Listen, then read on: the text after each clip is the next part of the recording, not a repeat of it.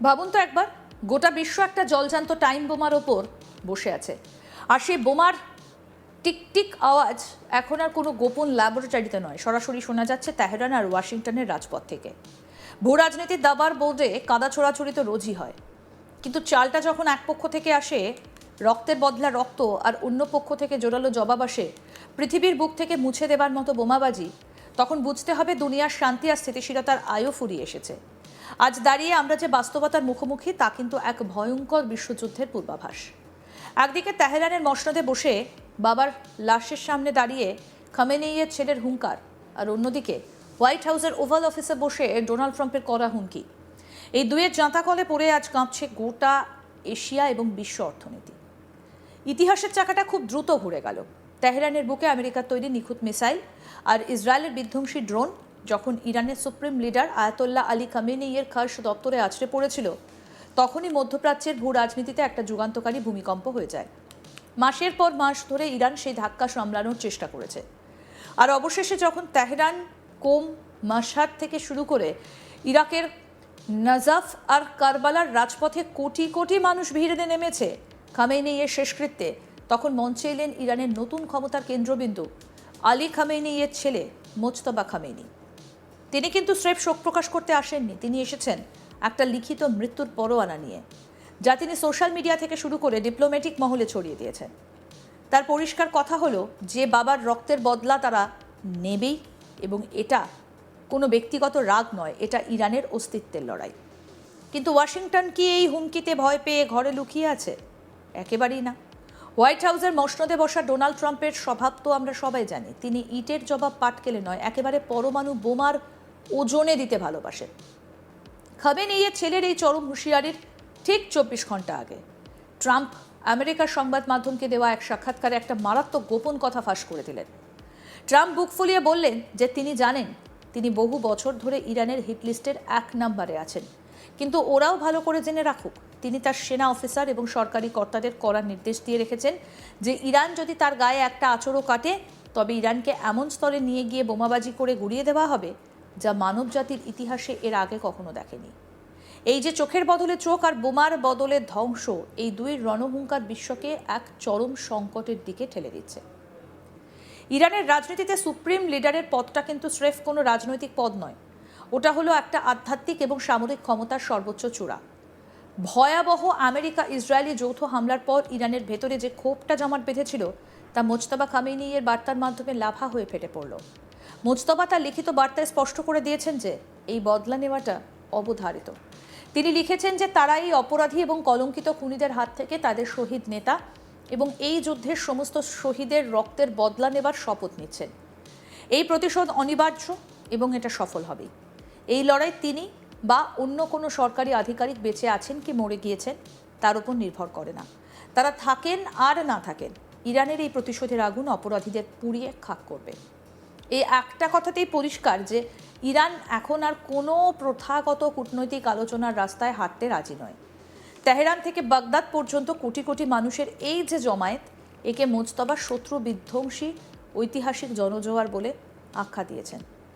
এর ভূ রাজনৈতিক অর্থ হলো ইরান এবং ইরাকের শিয়া বলয় এখন আমেরিকার বিরুদ্ধে একটা মরণপণ লড়াইয়ে একজোট হয়েছে। এবার মুদ্রার উল্টো পিঠটা দেখা যাক। আমেরিকান প্রেসিডেন্ট ডোনাল্ড ট্রাম্পের সুর কিন্তু প্রথম থেকেই চড়া। নেটোর আঙ্কারা সামিট সেরে যখন তিনি আমেরিকায় ফিরছিলেন, মাঝ আকাশে তার বিমানের রুট এবং যাত্রাপথ হঠাৎ বদলে ফেলা হয়।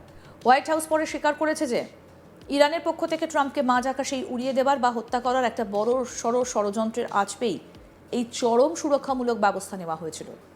কিন্তু ট্রাম্পকে তো আর দমানো যায় না। তিনি আঙ্কারা থেকে ফিরেই বললেন যে ইসরায়েল নতুন কোনো ষড়যন্ত্রের কথা বলেনি, তিনি তো বহু বছর ধরে ওদের 1 নম্বর টার্গেট। আর সেই কারণেই তিনি আগেভাগেই তার মিলিটারি জেনারেলদের নির্দেশ দিয়ে রেখেছেন যে যদি তার কিছু হয়ে যায় তবে ইরান নামক দেশটার মানচিত্র বদলে যাবে। ট্রাম্পের এই মন্তব্যের পেছনে লুকিয়ে আছে আমেরিকার সেই চেনা সর্বাত্মক যুদ্ধের রণকৌশল। ট্রাম্প ইতিপূর্বেও হুমকি দিয়েছিলেন যে ইরানের 1000 মিসাইল যদি লোড করা থাকে তবে আমেরিকার অস্ত্রাগারে এমন সব মারণাস্ত্র তৈরি আছে যা পলকের মধ্যে তেহরানকে মরুভূমি বানিয়ে দিতে পারে।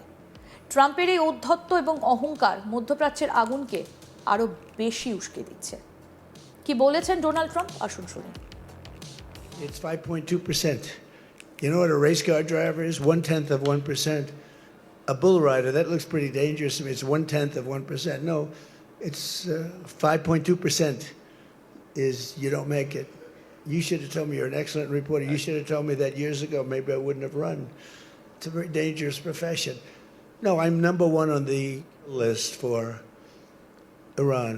They're lovely people. I'm number one. So I don't know. I can't tell you that, but I don't really care because I'm doing my job and I'm doing it, I hope, better than anybody's ever done it because we have a country that's hot and really, really successful. But I mention it only because it's on the list. I mean, it came out. There was another list came out yesterday, and I'm number one on.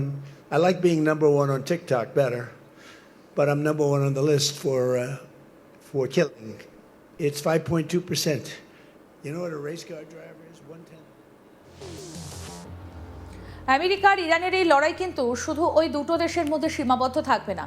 ভূ রাজনীতির এই খেলায় বিশ্ব অর্থনীতি গভীরভাবে জড়িয়ে আছে। প্রথমত, বিশ্বের মোট খনিজ তেলের প্রায় 1/5 পরিবাহিত হয় পারস্য উপসাগরের এই ছোট্ট হরমুজ প্রণালী দিয়ে। ইরানের নতুন সুপ্রিম লিডার যদি এই প্রণালী পুরোপুরি বন্ধ করে দেন, তবে বিশ্ববাজারে তেলের দাম এক ধাক্কায় আকাশ ছোঁয়া হয়ে যাবে।